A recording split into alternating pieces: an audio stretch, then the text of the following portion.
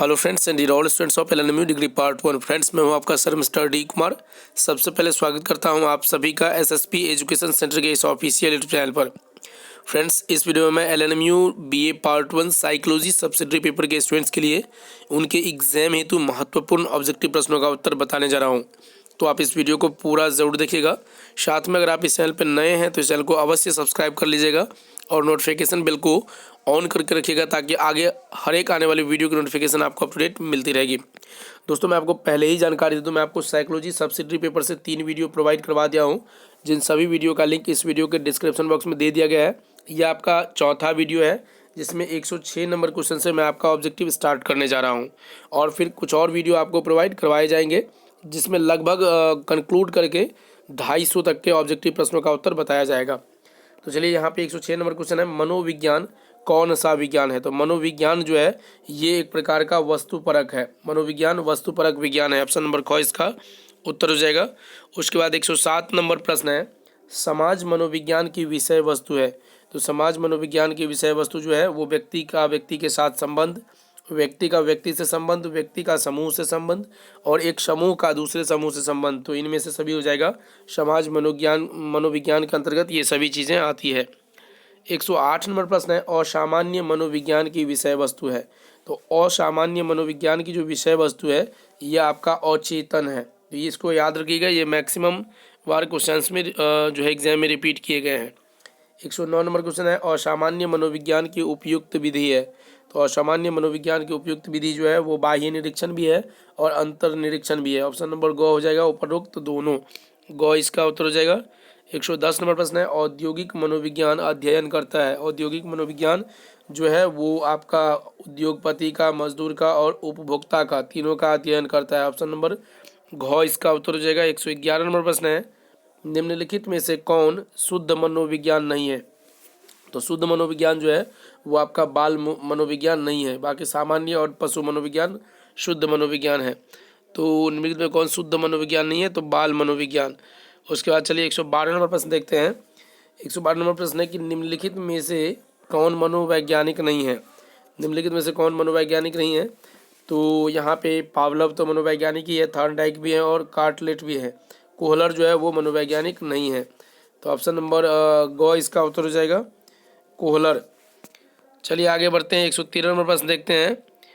113 number प्रश्न है, यहाँ पे मनोविज्ञान को चेतन अनुभूति के रूप में किसने परिभाषित किया। तो मनोविज्ञान को चेतन अनुभूति के रूप में जो परिभाषित किए उनका नाम है टिचनर। ऑप्शन नंबर ग इसका उत्तर हो जाएगा।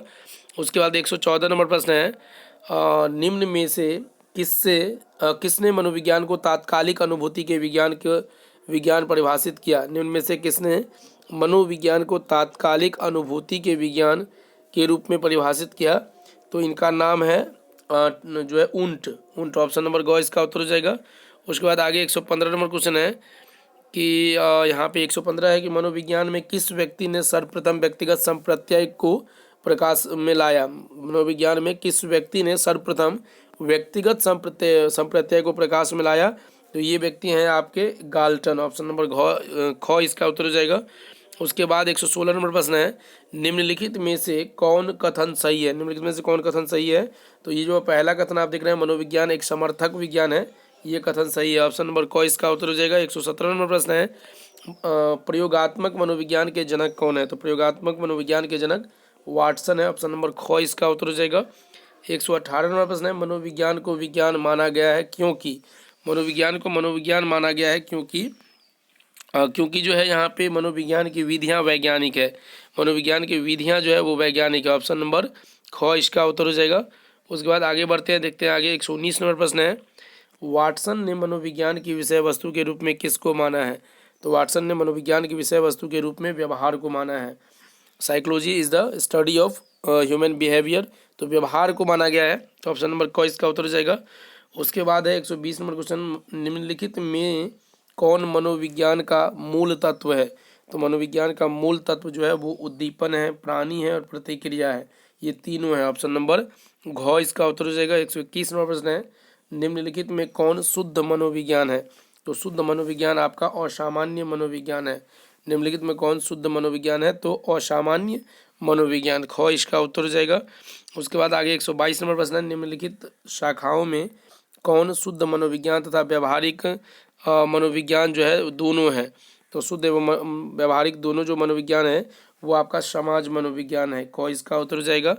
उसके बाद 123 नंबर प्रश्न है, सबसे छोटा प्राणी है। तो सबसे छोटा प्राणी जो है वो अमीबा है, अमीबा, ऑप्शन नंबर क इसका उत्तर हो जाएगा।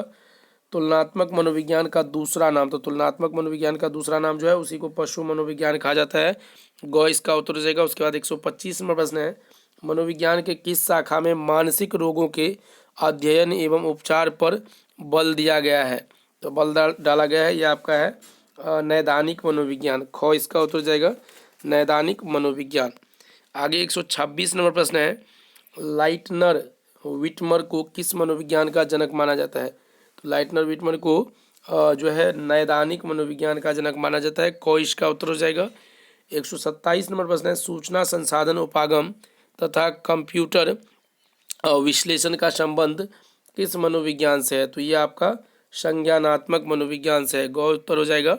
128 नंबर प्रश्न है, भारत में मनोविज्ञान की पहली प्रयोगशाला कब खुली। तो भारत में मनोविज्ञान की पहली प्रयोगशाला 1916 ईस्वी में खुली। इसके बाद 129 नंबर प्रश्न है, जिस मनोविज्ञान में व्यवहारों का अध्ययन एक सामाजिक परिस्थिति में किया जाता है उसे कहा जाता है। तो जिस मनोविज्ञान में व्यवहारों का अध्ययन एक सामाजिक परिस्थिति में किया जाता है उसे समाज मनोविज्ञान कहते हैं, ऑप्शन नंबर ख इसका उत्तर हो जाएगा। 130 नंबर प्रश्न है, मनोवृत्ति तथा पूर्वाग्रह का अध्ययन किया जाता है। तो मनोवृत्ति तथा पूर्वाग्रह का अध्ययन जो है वो आपका सामान्य मनोविज्ञान में नहीं होगा, सामान्य में भी नहीं, और शिक्षा उपर्युक्त में से किसी में भी नहीं, ऑप्शन नंबर घ इसका उत्तर हो जाएगा। 131 नंबर प्रश्न है, मनोस्नायु विकृति का अध्ययन अग्रांकित में से किस शाखा में गहन रूप से किया जाता है। तो यह आपका शाखा है और सामान्य मनोविज्ञान में, क इसका उत्तर हो जाएगा। उसके बाद 131 नंबर प्रश्न हो गया है यहाँ पे हाँ ये हो गया सामान्य मनोविज्ञान में। उसके बाद 132 नंबर प्रश्न आप देख सकते हैं, निम्नांकित में किस तरह के मानसिक क्षेत्र में हम बोलचाल की भाषा में पागल के तुल्य कहते हैं। मतलब यहाँ पे देख सकते हैं, निम्नांकित में किस तरह के मानसिक क्षेत्र में हम बोलचाल की भाषा में पागल के तुल्य कहते हैं। तो ये आपका मनोविकृति जब आप मेंटली रूप से डिस्टर्ब हो जाते हैं। उसके बाद चलिए 133 नंबर क्वेश्चन देखते हैं। 133 नंबर प्रश्न है, कर्मचारियों के कार्यस्थल के भौतिक वातावरण का अध्ययन करना मनोविज्ञान के किस क्षेत्र में आता है। तो ये आता है औद्योगिक मनोविज्ञान के क्षेत्र में, ख इसका उत्तर हो जाएगा। 134 नंबर प्रश्न है, औद्योगिक मनोविज्ञान का नया नाम क्या है। तो ये संगठनात्मक मनोविज्ञान है। 135 नंबर प्रश्न है, पहला मनोवैज्ञानिक उपचार गृह कब खोला गया। तो ये 1896 में खोला गया पहला मनोवैज्ञानिक उपचार गृह। उसके बाद 136 नंबर प्रश्न है, यहाँ पे नैदानिक मनोविज्ञान के जनक किसे कहा जाता है। तो अब ये मैंने आपको बताया था, नैदानिक मनोविज्ञान के जनक लाइटनर विटमर को कहा जाता है, ऑप्शन नंबर क उत्तर हो जाएगा। उसके बाद 137 नंबर प्रश्न है, मनोविज्ञान की उस शाखा का नाम बताएं जिसमें मनोवैज्ञानिकों की सर्वाधिक संख्या कार्यरत है। तो ये आपका है नैदानिक मनोविज्ञान, जो नैदानिक मनोविज्ञान की शाखा है वहाँ पे मनोविज्ञान की सबसे अधिक संख्या में जो है मनोवैज्ञानिक कार्यरत है वहाँ पे। उसके बाद आगे बढ़ते हैं, 138 नंबर प्रश्न है, मनोविज्ञान की जिस शाखा में गर्भाधान से मृत्यु तक होने वाले शारीरिक मानसिक परिवर्तनों का अध्ययन किया जाता है उसे कहा जाता है। तो उसे जो है आपका विकासात्मक मनोविज्ञान कहा जाता है, ख इसका उत्तर हो जाएगा।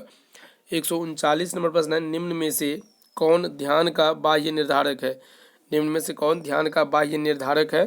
तो ये है आपका वस्तु का आकार, ऑप्शन नंबर ग उत्तर हो जाएगा। 140 नंबर प्रश्न है, निम्न में से कौन ध्यान का वस्तुनिष्ठ निर्धारक नहीं है। तो वस्तुनिष्ठ निर्धारक जो है वो व्यक्ति की आदत नहीं है, ख इसका उत्तर हो जाएगा। 141 नंबर प्रश्न है, ध्यान का निर्धारण होता है। तो ध्यान का निर्धारण जो है वो बाह्य कारकों द्वारा भी होता है और आत्मनिष्ठ कारकों के द्वारा भी होता है, उपरोक्त दोनों हो जाएगा, ऑप्शन नंबर ग। 142 नंबर प्रश्न है, निम्न में से कौन सा कथन गलत है। निम्न में से कौन सा कथन गलत है। इसमें 4 ऑप्शन है, ध्यान एक मानसिक प्रक्रिया है, बिल्कुल गलत। ध्यान मतलब कौन सा कथन गलत है। तो ये तो आपका सही कथन है, ध्यान एक ज्ञानात्मक मानसिक प्रक्रिया, ये भी सही है। ध्यान एक चयनात्मक मानसिक प्रक्रिया, ये भी सही है। लेकिन कथन जो गलत है वो ध्यान भावात्मक एवं ज्ञानात्मक प्रक्रिया है, ये गलत है। ध्यान भावात्मक एवं ज्ञानात्मक तो है लेकिन भावात्मक नहीं है। ऑप्शन नंबर घ इसका सही उत्तर हो जाएगा कि ये कथन गलत है। उसके बाद 143 नंबर क्वेश्चन है, निम्न में से कौन ध्यान का वस्तुनिष्ठ निर्धारक नहीं है? तो ध्यान का वस्तुनिष्ठ निर्धारक आदत नहीं है, जो कि बताया गया व्यक्तियों की आदत। उसके बाद 144 नंबर प्रश्न है, अवधान कैसी क्रिया है? तो अवधान जो है वो एक मानसिक क्रिया है। ऑप्शन नंबर ख इसका उत्तर हो जाएगा। उसके बाद 144 के बाद 145 नंबर क्वेश्चन है, अवधान का स्वरूप क्या है? तो अवधान का स्वरूप चयनात्मक होता है। ऑप्शन नंबर क इसका उत्तर हो जाएगा। 146 नंबर प्रश्न है, अवधान की विस्तृति कैसी है? तो अवधान की विस्तृति जो है वो आपका सीमित है। ऑप्शन नंबर क उत्तर हो जाएगा। 147 नंबर प्रश्न है, जिस अवधान में व्यक्ति की इच्छा की प्रधानता होती है उसे क्या कहते हैं? तो जिस अवधान में व्यक्ति की इच्छा की प्रधानता होती है उसे जो है ऐच्छिक अवधान कहते हैं। जिसमें इच्छा की प्रधानता होगी तो ऐच्छिक अवधान। ऑप्शन नंबर क उत्तर हो जाएगा। 148 नंबर क्वेश्चन है, जिस अवधान में अवधान देने वाले की इच्छा, रुचि, ध्येय का महत्व नहीं होता उसे क्या कहते हैं? तो उसे आप अपने कॉन्सेप्ट से बता सकते हैं कि वो अनैच्छिक अवधान होगा। ऑप्शन नंबर ख इसका उत्तर हो जाएगा। उसके बाद 149 नंबर प्रश्न है कि अभ्यस्त अवधान ऐच्छिक और अनैच्छिक अवधान के किस छोर पर होता है? तो ये जो होता है आपका बीच में होता है, बीच में, ना ही एक छोर पे ना ही दूसरे छोर पे, दोनों के बीच में। तो ग इसका उत्तर हो जाएगा। और जो इस वीडियो का अंतिम प्रश्न है कि वह कौन सा अवधान है जिसमें व्यक्ति की रुचि और उद्दीपन के गुण का महत्व होता है? तो वो अवधान आपका अभ्यस्त अवधान है, अभ्यस्त अवधान। ग इसका उत्तर हो जाएगा। तो आशा करते हैं ये वीडियो आप सभी को अच्छी लगी होगी। वीडियो अच्छी लगी वीडियो को लाइक कीजिएगा, अपने सभी दोस्तों तक शेयर भी कर दीजिएगा और कमेंट करके बताइएगा अगर आपको नेक्स्ट वीडियो चाहिए तो मिलते हैं नए वीडियो में आगे के क्वेश्चंस के आंसर के साथ। तब तक के लिए अलविदा। जय हिंद, जय Bharat. Thank you so much.